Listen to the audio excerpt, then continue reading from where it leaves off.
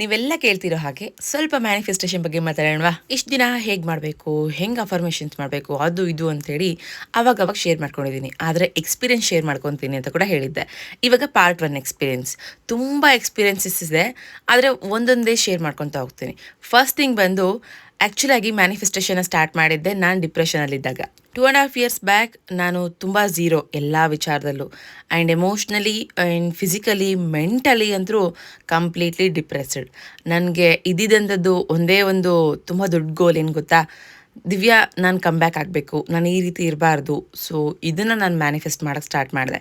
And ಇವತ್ತು ನನ್ನಲ್ಲಿರುವಂಥ confidence and ನಾನು ಇವತ್ತು ಏನು ಮಾಡ್ತಾ ಇದ್ದೀನಿ, ಈ ಒಂದು ಚೇಸಿಂಗ್ ಪ್ರತಿಯೊಂದು ಕೂಡ ಯಾವತ್ತೋ ಒಂದಿನ ಮ್ಯಾನಿಫೆಸ್ಟ್ ಮಾಡಿರೋದೆ. ಆ್ಯಂಡ್ ಈವನ್ ಇವತ್ತಿಗೂ ಕೂಡ ನನಗೇನಾದರೂ ಒಂದು ಪಾಯಿಂಟ್ ಕಡಿಮೆ ಆಯಿತು ಅಂತಂದರೆ I just started to train my mind. ಈ ವರ್ಕ್ ಕೇಳೋದಕ್ಕೆ ತುಂಬ ಕಷ್ಟ ಅನಿಸುತ್ತೆ, ಆದರೆ ಜಗತ್ತಲ್ಲಿ ಅತಿ ಪವರ್ಫುಲ್ ಟೂಲ್ ಏನಾದರೂ ಇತ್ತು ಅಂತಂದರೆ ನನ್ನ ಪ್ರಕಾರ ನಾನು ಹೇಳೋದಿದೆ, ಟ್ರೈನ್ ಯುವರ್ ಮೈಂಡ್ ಅನ್ನೋ ವರ್ಡ್ ಏನಿದೆ, ಇದೇ ನಮ್ಮನ್ನು ಚೇಂಜ್ ಮಾಡೋದು. ಇವತ್ತಿಗೂ ನನಗೇನಾದರೂ ಒಂದು ಪಾಯಿಂಟ್ ತಲೆಗೆ ಹಿಡಿಸ್ತು ಅಂದರೆ ಜಸ್ಟ್ ನಾನು ಸ್ಟಾರ್ಟ್ ಮಾಡೋದೇ ನನ್ನ ಮೈಂಡನ್ನು ಟ್ರೈನ್ ಮಾಡೋದಕ್ಕೆ. ಅಲ್ಲಿಂದ ಸ್ಟಾರ್ಟ್ ಆಗುತ್ತೆ ನೋಡಿ ಜರ್ನಿ.